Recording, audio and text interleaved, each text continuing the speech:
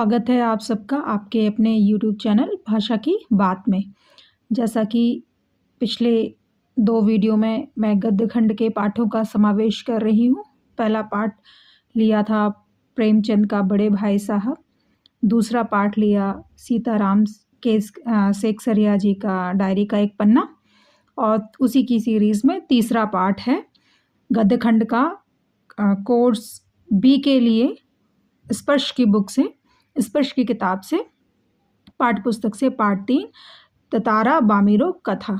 ये भी किंवदंतियाँ हैं या माउथ टू माउथ जिस तरह से फ्लोट होती रहती हैं ग्रामीण क्षेत्रों में, एरियाज़ में, ये उस पर आधारित कहानी है। बहुत ही बेहतरीन कहानी है, 2 युगलों की कहानी है, 2 पेयर्स की कहानी है और लीलाधर मंडलोई जी ने बड़ी ही खूबसूरती के साथ शब्दों में इसको पिरोया है।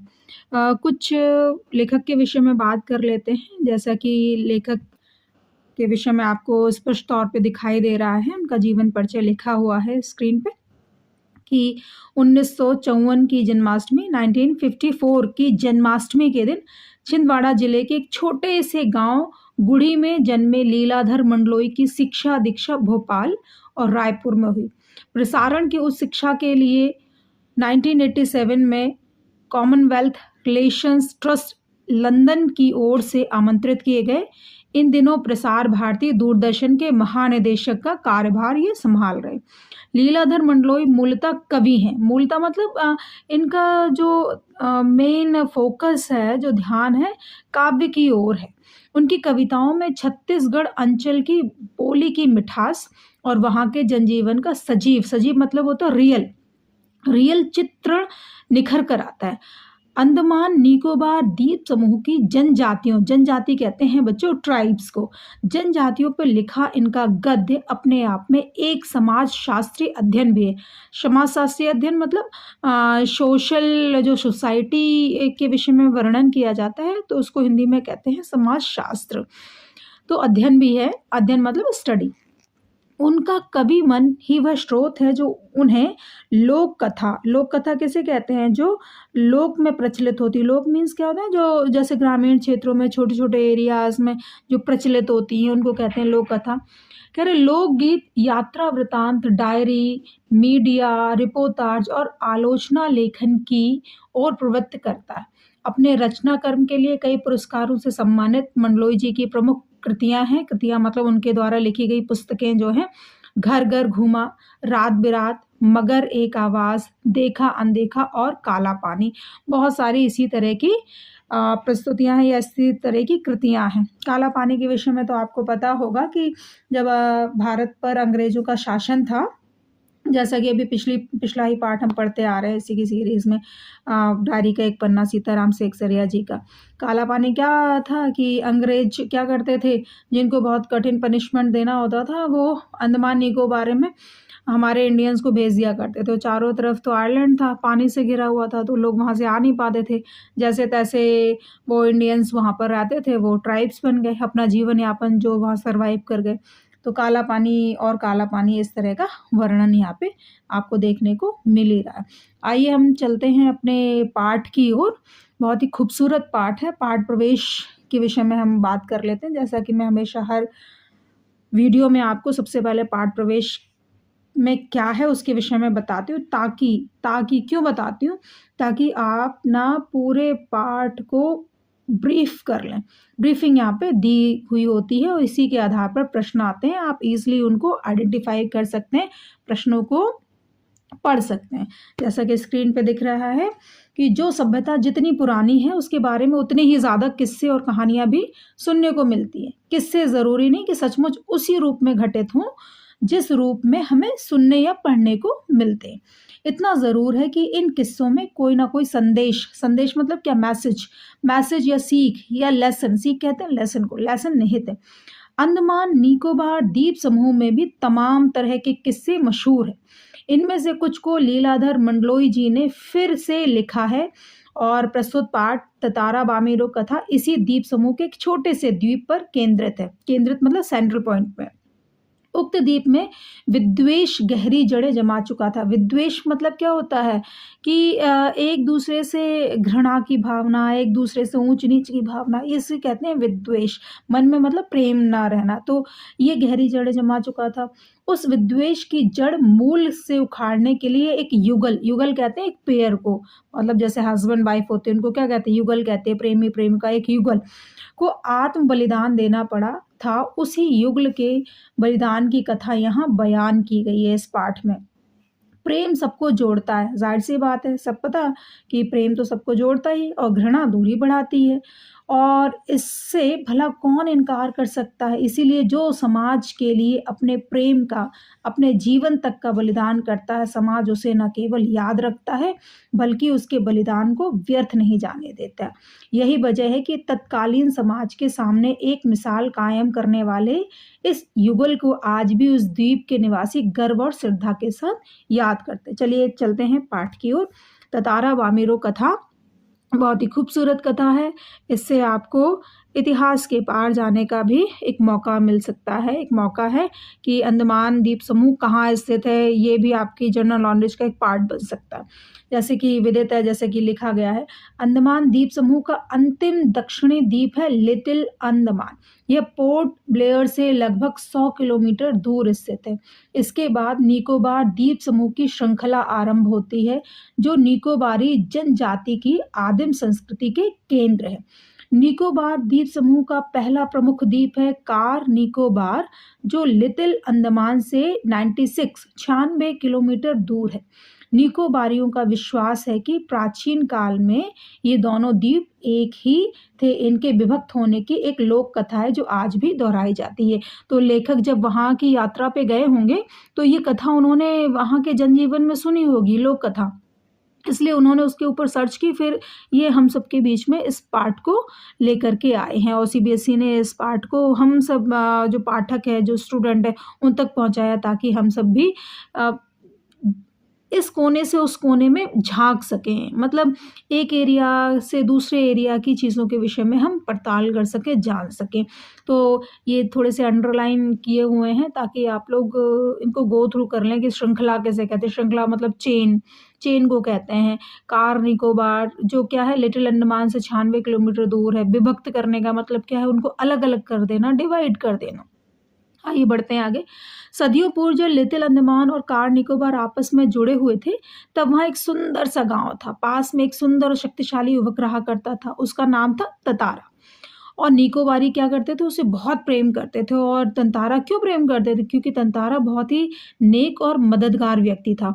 वो हमेशा हमेशा ये सोचा करता था कि वो अपने गांव वालों के साथ साथ दूसरे गांव वालों की भी हेल्प करे, रक्षा करे। इसीलिए वो पूरे द्वीप समूह में ना बहुत चर्चित था। लोग उसे, उसके त्याग को स्मरण करते हैं और उसके प्रेम को स्मरण करते हैं। अगर किसी को भी उसकी हेल्प होती थी ना, तो वो भागा भागा वहाँ पर चला जाता था। इसीलिए कोई भी पर्व हो, कोई भी त्योहार हो, दोनों मतलब उस एरिया के जितने गाँव थे सभी लोग उसे आमंत्रित करते थे, निमंत्रण देते थे। और वो था भी बहुत ही व्यक्तित्व उसका उसका व्यक्तित्व मतलब क्या होता, बॉडी स्ट्रक्चर, उसका व्यक्तित्व, उसका चेहरा, उसका शरीर, सब कुछ में ना बड़ा आकर्षक था। लोग, बड़ा अट्रैक्टिव था। लोग उसके आत्म स्वभाव मतलब उसका जो नेचर था, डाउन टू अर्थ था, उसको लोग बहुत पसंद करते थे। और हमेशा पारंपरिक, पारंपरिक मतलब होता ट्रेडिशनल, जो पोशाक थी उसकी, उसकी ड्रेसअप थी, और वो हमेशा पहने रहता, अपनी कमर में सदैव लकड़ी की एक तलवार बांधे रहता। और लोगों का मत मतलब क्या, लोगों का विश्वास था कि उसकी तलवार जो है लकड़ी की होने के बावजूद भी उसमें बहुत दैवी शक्ति, पावरफुल है वो।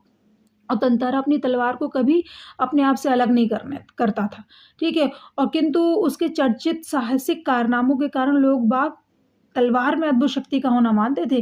क्योंकि कभी-कभी ये ट्राइब्स और इस तरह की जब चीज़ें होती हैं तो हमारा विश्वास उन चीज़ों की तरफ ज़्यादा होता है कि भले ही वो शक्ति तंतारा के शरीर में हो, कि एक्सरसाइज़ कर रहा है, मेहनत कर रहा है उससे, लेकिन एक ना एक चीज़ हमारे मन में स्ट्राइक करती है कि हो सकता है इसकी वजह से हो। तो उसी प्रकार से तंतारे की तलवार को भी लोग विलक्षण समझते थे। अब आगे बढ़ते हैं।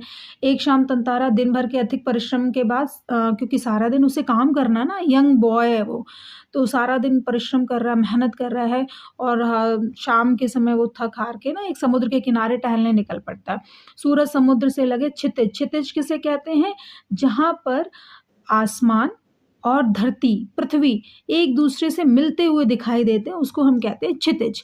क्षितिज चले डूबने को था, समुद्र से ठंडी बयारें, बयारें कहते हैं हवाओं को, ठंडी-ठंडी हवाएँ चल रही थी और पक्षियों की सायंकालीन चहचहाहटें सने-शने, शने-शने मतलब धीरे-धीरे क्षीण हो रही थी। क्षीण होने का मतलब है धीरे-धीरे कम उनकी आवाज़ हो रही थी। उनका मन शांत था, विचारमग्न तंतारा समुद्री बालू पर बैठकर सूरज की अंतिम रंग-बिरंगी किरणों को समुद्र पर निहारने लगा। बहुत खूबसूरत लगती हैं जब सूरज की किरणें पानी के ऊपर पड़ती हैं, जब वो दिखाई देती हैं। जैसे रेनबो आपको दिखाई देता है, वैसे ही जब समुद्र के ऊपर पड़ती हैं तो बहुत खूबसूरत दिखती हैं। तभी कहीं पास से उसे एक मधुर गीत गूंजता हुआ सुनाई दिया। गीत मानो बहता हुआ उसकी तरफ आ रहा हो और बीच-बीच में लहरों का संगीत सुनाई देता। गायन इतना प्रभावशाली था कि बस तंतारा अपनी शुद्ध बुद्ध खो बैठता है और लहरों के एक प्रबल बेग ने, प्रबल बेग मतलब बहुत तेज़ी से एक वेव जो आती है, लहर आती है और उसकी तंद्राभंग की और चैतन्य होते हुए उधर बढ़ने को विवश हो गया। अब वो क्या था कि जो संगीत था, कोई भी व्यक्ति हो संगीत में खो ही जाता है। तो वो एकटक होकर के ना बस उसके कान जो है एकटक निहार नहीं रहा अभी, वो ध्यान से बिल्कुल सुन रहा है कि कहाँ से आवाज़ आ रही है। तभी क्योंकि समुद्र के किनारे खड़ा था, एक बहुत तेज़ी से वेव आती है, लहर आती है और उसको भिगो जाती है, तभी उसकी तंद्रा भंग होती है और वो चैतन्य, चैतन्य मतलब होता है कि उसे समझ में आने लगता है, अपने होश में आ जाता है। तो वो उधर बढ़ने लगता है जहाँ से आवाज़ आ रही होती है। चलिए आगे बढ़ते हैं।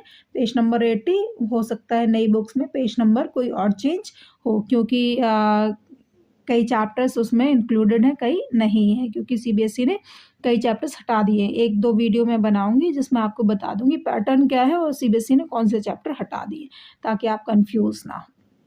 चलिए, तो गीत के स्वर बह रहे थे और वह विकल सा उस तरफ बढ़ता गया, अतः उसकी नज़र एक युवती पर पड़ी। युवती क्यों कहा गया? यंग लेडी है, यंग गर्ल। तो युवती पर पड़ी जो ढलती शाम के सौंदर्य से बेसुध एकटक समुद्र की देह पर डूबते आकर्षक रंगों को निहारते हुए गा रही थी। ये एक श्रृंगार गीत है। श्रृंगार गीत किसे कहते हैं? रोमांटिक सॉन्ग था ये और उसे ज्ञात ही ना हो सका कि कोई अजनबी युवक उसको निःशब्द ताके जा रहा है। निःशब्द शब्द का मतलब होता है बिना कुछ शब्द बोले हुए किसी को देखते जाना और एकाएक ऊंची लहर उठी और उसे भिगो गई। वह हड़बड़ाहट में, ये अंडरलाइन है देखो, हड़बड़ाहट, हड़बड़ाहट में गाना भूल गई, मतलब एकदम कंफ्यूज सी हो गई, क्या कर रही क्या नहीं कर रही, इस तरह से। इसके पहले कि वह सामान्य हो पाती, उसने अपने कानों में गूंजती गंभीर आकर्षक आवाज़ सुनी। गंभीर क्यों? क्योंकि बॉय है वो, तो ज़ाहिर-सी बात है लड़कों की आवाज़ कैसी होती है? गंभीर होती है, स्ट्रॉन्ग होती है। तो तुमने एकाएक इतना मधुर गाना अधूरा क्यों छोड़ दिया? अब तंतारा क्या है विनम्रतापूर्वक बहुत रिक्वेस्ट वे में किसको? वामिरो को बोल रहा है कि प्लीज़ आपने गाना क्यों छोड़ दिया? आप क्यों नहीं गा रहे हो? तो अपने सामने एक सुंदर युवक को देखकर वह विस्मित हुई। विस्मित मतलब क्या हो गई? सरप्राइज़्ड हो गई कि भई ये कौन है जो मुझे बार-बार बोल रहा है कि गाना क्यों बंद कर दिया, गाना क्यों बंद कर दिया? अब वो तो युवती थी, ज़ाहिर-सी बात है उसने बेरुखी के साथ जवाब दिया, "पहले बताओ तुम कौन हो?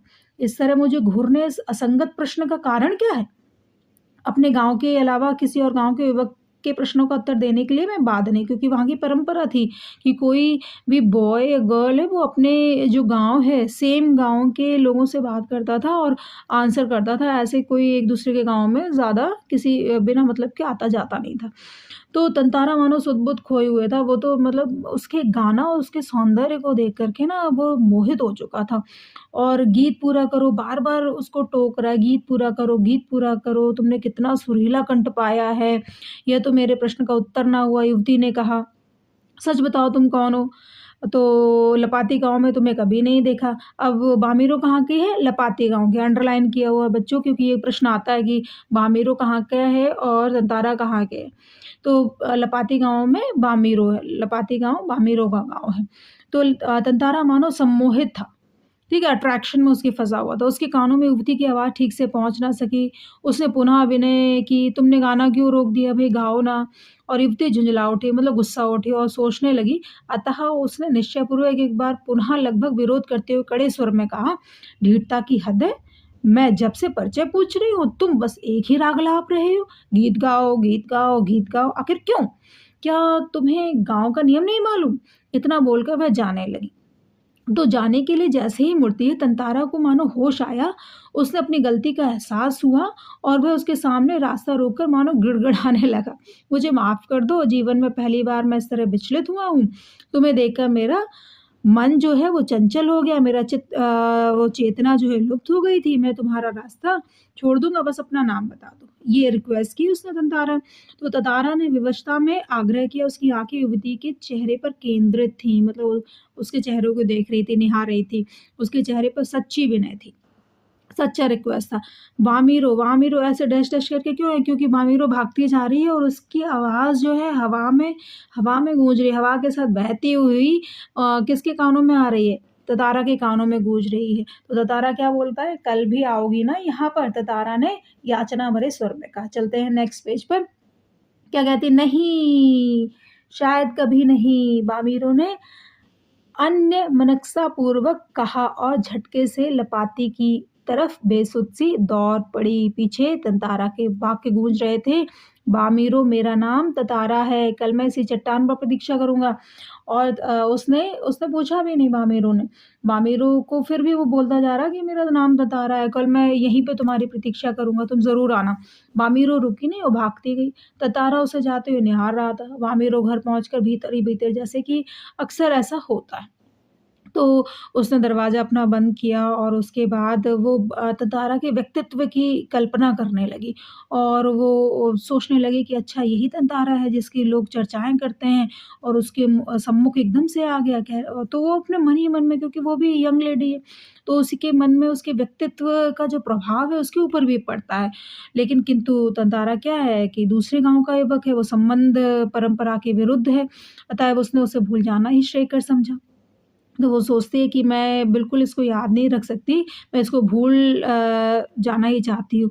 तो उसकी आँखों के सामने क्या था? तंतारा बार-बार घूम रहा है, वो बार-बार सोच रही है कि मेरे गाँव की परंपरा विपरीत है, मैं इसके साथ तो कोई संबंध नहीं रख सकती, लेकिन निर्निमेष याचक की तरह प्रतीक्षा में डूबा हुआ।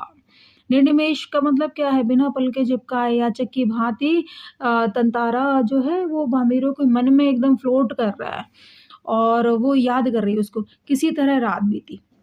दोनों के हृदय व्यथित थे, इधर ततारा भी और उधर, क्योंकि प्रेम हो गया था दोनों के बीच में। तो किसी तरह रात बीती, दोनों के हृदय व्यथित थे, किसी तरह आँच रहित एक ठंडा और उबाऊ दिन गुजरने लगा। शाम की प्रतीक्षा थी ततारा के लिए, मानो पूरे दिन की अकेली प्रतीक्षा थी। उसके गंभीर और शांत जीवन में ऐसा पहली बार हुआ था। अब क्या हुआ? फटाफट करते हैं पाठ को कि जो जैसे ही सुबह हुई और शाम जैसी हुई बामीरो अपने आप को रोक नहीं पाई और वो ठीक उसी जगह पहुंच गई जहां ततारा उसे पहली बार मिला था, जहां उसे बुलाने का आग्रह किया था। चलते हैं नेक्स्ट पेज पर, बढ़ते हैं अपने कहानी में आगे। रीत के अनुसार दोनों को एक ही गाँव का, अब वहाँ की रीत क्या थी? वहाँ की रीत ये थी कि दोनों को एक ही गाँव का होना आवश्यक था और और वे नियमतः लपाती के उसी समुद्री किनारे पर मिलते रहे, ठीक है? और कुछ समय बाद पासा गाँव कहाँ है? बामीरों का लपाती गाँव है, ततारा का पाशा गाँव है। पाशा गाँव में पशु पर्व लगता था और वहाँ शक्ति परीक्षा और युवकों की शक्ति परीक्षा, पशुओं से युवकों की जो लड़ाई होती है शक्ति परीक्षण के लिए, वर्ष में एक बार गाँव के लोग हिस्सा ले पाते थे। सभी गाँव के लोग एक-दूसरे के एरिया के सभी लोग वहाँ लपाती के हों चाहे जिसके भी हों। जो पाशा में पशु पर्व लगता था तो वहाँ लोग आपस में नृत्य, संगीत, भोजन आदि का आयोजन वहाँ होता था। सब लोग एकत्र होते थे और खूब आनंद उठाते थे। लेकिन यहाँ पे क्या हुआ? ततारा की आँखें बामीरों की आँखें ततारा को ढूँढने में व्यस्त थीं। तो नारियल के झुरमुट से एक पेड़ के पीछे से उसे जैसे कोई झाँकता दिखा। उसने थोड़ा और करीब जाकर पहचानने की कोशिश की, तो वहाँ बामीरो थी। भयवश क्यों? क्योंकि लोगों को वहाँ पता चल गया था ना, वो रोज़ मिलने लगे थे, तो वो सामने आने में झिझक रही थी और उसकी आँखें तरल थी। तरल मतलब वो रो रही थी और ओठ काँप रहे थे क्योंकि वो कुछ बोल नहीं पा रही थी। ततारा को देखते हुए फूट-फूट कर रोने लगी। ततारा विवल हो उठा। विवल मतलब क्या? परेशान हो गया कि बामीरो को आखिर क्या हुआ? और उधर से क्या है, उसकी माँ क्रोध में उफनती हुई उसके सामने आई। उसने तंतारा को इतना अपमानित किया, गांव वालों के सामने इतना अपमानित किया और बहुत बुरा भला कहा। और ततारा के खिलाफ ना सारे गांव आपस में ना जो पर्व मना रहे थे, सब अपने अपने गांव की तरफ हो गए और उसके विरोध में आवाज़ें उठाने लगे। और तंतारा को जो है वो असहनीय लगा, उसे बहुत अपमान लगा कि कल तक तो ये सारे गांव वाले मुझे बड़ा सम्मान करते थे, आज सिर्फ प्रेम वामिरों से करने की इतनी बड़ी मुझे सजा दे रहे। तो उसे बहुत क्रोध आया, बहुत गुस्सा आया, तो उसने किसी से कुछ नहीं कहा। उसने क्रोध से अपनी तलवार निकाली, कुछ विचार करता रहा और क्रोध लगातार अग्नि की तरह बढ़ रहा था और लोग सहम उठे, एक सन्नाटा सा खिंच गया। जब कोई राह न सूझी तो क्रोध का शमन करने के लिए उसने शक्ति भर उसे धरती पर घोंप दिया। अपनी जो उसकी लकड़ी की तलवार थी ना, ज़मीन में घोंप दिया और जो लाइन खींचते हुए चला गया। तो ज़मीन में क्या हुआ, एक दरार पड़ गई, जैसे कि वहाँ पर लोक कथा प्रचलित है। जब दरार उसमें पड़ जाती है तो क्या हो गया, दुर्भाग्यवश एक तरफ ततारा था और दूसरी तरफ वामिरो थी। और ततारा जिस तरफ था ना, वो आइलैंड का जो पार्ट था वो समुद्र में बहता चला गया कहीं। और वामिरो ततारा ततारा चिल्लाती रही और यहाँ पे जो ततारा है वो बेहोश हो जाता है। और काफ़ी समुद्र के आसपास जो लोग हैं उन्होंने उसको ढूँढने की कोशिश की, उसे नहीं मिला क्योंकि द्वीप क्या हुआ, समुद्र में धँसने लगा था, वह छटपटाने लगा। उसने छलांग लगाई, दूसरा हिस्सा थामना चाहा किंतु पकड़ ढीली पड़ गई। क्यों? क्योंकि वो थक चुका था। तो इस तरह से क्या है, बड़ा दुखद अंत हुआ इस कहानी का। लेकिन एक मैसेज क्या क्रिएट हुआ, या लोगों को क्या सीख मिली? वामिरो क्या हो गई, वामिरो पागल हो गई और ततारा का कहीं अता पता नहीं चला। इससे क्या हुआ कि एक युगल को अपना बलिदान देना पड़ा, लेकिन इसके बाद अ, जो प्रेम विवाह करना चाहता था, भले वो किसी भी गाँव का हो, वो एक-दूसरे में आपस में संबंध होने वहाँ पे शुरू हो गए थे। लेकिन एक जो युगल है उसको अपना जीवन निछावर करना पड़ा था। तो लास्ट जो पैराग्राफ है इसमें क्या दिया है, आज ना ततारा है ना वामिरो, किंतु उनकी यह प्रेम कथा घर-घर में सुनाई जाती है। और निकोबारियों का जो मत है, जो विचार है कि ततारा की तलवार से कार निकोबार के जो टुकड़े हुए हैं, उसमें दूसरा लिटिल अंडमान है जो कार निकोबार से आज 96 किलोमीटर दूर स्थित है। और निकोबारी इस घटना के बाद दूसरे गाँव में भी आपसी वैवाहिक संबंध करने लगे थे। और ततारा वामिरो की त्यागमयी मृत्यु शायद इसी सुखद परिवर्तन के लिए थी। शायद इसीलिए जब कोई सैक्रिफाइस करता है या कोई चीज़ होती है ना, तो वो थोड़ी-सी कभी-कभी ये होता है ना कि आने वाली पीढ़ी उस बहुत अच्छी उसके साथ कर पाते, उसका साथ अच्छा कर पाते। अब जैसे प्रश्न है कि ततारा वामिरो कहाँ की कथा है? ततारा वामिरो कहाँ की कथा है? ततारा वामिरो अंडमान निकोबार की कथा है। वामिरो अपना गाना क्यों भूल गई? क्योंकि ततारा ने उसको कहा कि तुम गाओ ना, और उसे कभी इस तरह से किसी पुरुष ने टोका नहीं था।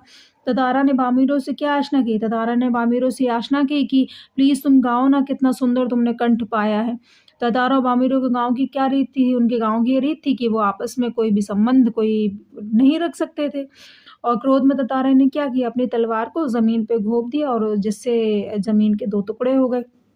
और लिखित प्रश्नों में है, ततारा की तलवार के बारे में लोगों का क्या मत था? लोग क्या समझते थे कि उसमें दैवी शक्ति है और जिसकी वजह से, दैवी शक्ति होने की वजह से ततारा के अंदर पावर है, ततारा के अंदर शक्ति है। वामिरो ने ततारा की बेरुखी का से क्या जवाब दिया? क्या जवाब दिया था उसने? कि मैं तुम्हारे प्रश्नों का जवाब देने के लिए बाध्य नहीं, क्योंकि तुम मेरे गाँव के नहीं। आप डिटेल में लिख सकते हैं, मैं फटाफट ब्रीफिंग दे रही हूँ। ततारा वामिरो को त्याग में मृत्यु से निकोबार में क्या परिवर्तन आया? जैसे कि यहाँ पे भी दिया हुआ है। ततारा वामिरो के त्याग में मृत्यु से परिवर्तन ये आया कि आपस में वैवाहिक संबंध होने लगे थे, चाहे वो किसी भी गाँव के हों। निकोबार के लोग ततारा को क्यों पसंद करते थे? क्यों पसंद कर क्योंकि वो बहुत ज़्यादा हेल्पफुल था, बहुत ज़्यादा परोपकारी था। वो कोई भी हो, किसी भी गाँव का हो, वो फटाफट दौड़ता था लोगों की हेल्प करने के लिए। खाव पाठ का है कि निकोबार द्वीप समूह के विभक्त होने के बारे में निकोबारियों का क्या विश्वास है, पूरी स्टोरी इसी पे बेस्ड है। मैंने स्टोरी आपको समझा दी है। ततारा खूब परिश्रम करने के बाद कहाँ गया? वहाँ के प्राकृतिक सौंदर्य का वर्णन अपने शब्दों में कीजिए। जैसे कि मैंने बताया आपको, सारे दिन के अथक परिश्रम के बाद ततारा कहाँ गया? समुद्र के किनारे गया। वहाँ पे जो सूरज की रोशनी समुद्र के ऊपर पड़ रही है वो बहुत खूबसूरत लग रही है। हाँ, बयार चल रही, ठंडी-ठंडी हवाएँ चल रही हैं और जो पक्षी हैं उनकी चहचहाहटें धीमे-धीमे पड़ रही हैं, इस तरह का सौंदर्य वर्णन आप करेंगे। वामीरों से मिलने के बाद तातारा के जीवन में क्या परिवर्तन आया? वामीरों से मिलने के बाद तातारा का जीवन में क्या उथल-पुथल हो गई थी, वो भी प्रेम में विह्वल होने लगा, ये वाला परिवर्तन आप लिखेंगे। प्राचीन काल में मनोरंजन शक्ति प्रदर्शन के लिए किस प्रकार के आयोजन होते थे? इस पाठ के आधार पर ही लिखेंगे प्राचीन काल में। क्या होता था? पशु पर्व वहाँ पे आयोजित होता था जिसमें पशुओं से युवकों की शक्ति प्रदर्शन होते थे, नृत्य संगीत इत्यादि होते थे, इस तरह के शक्ति प्रदर्शन, ये वाला लिखेंगे।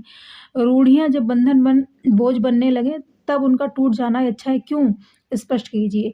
ये रूढ़ियाँ मतलब क्या है? रूढ़ी मतलब क्या है? जो पुराने टाइम से चली आ रही है, एक लाइन, एक टैग लग गया कि बस उसको चेंज नहीं कर सकते। जैसे कि तातारा और बामीरों कथा में है कि एक दूसरे के यहाँ विवाह संबंध नहीं कर सकते थे, लेकिन बामीरों तातारा की त्याग में मृत्यु की वजह से वहाँ पर ये सारी चीज़ें चेंज कर देनी पड़ी थी। ठीक है? आई थिंक आप लोगों को बहुत ही बेहतरीन तरीके से समझ आ गया होगा। Thank you for watching.